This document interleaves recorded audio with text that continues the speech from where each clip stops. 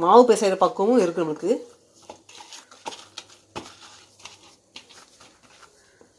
இனி உருண்டை உருட்ட வேண்டியதான். இந்த மாதிரி உருட்டிக்க வேண்டியதான்.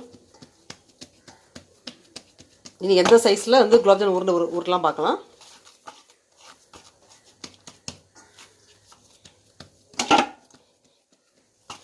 ரெடி ஆயிடுச்சு. அச்சோளம் பாகு காய்ச்சாச்சு. இதை வடிகட்டிக்கலாம்.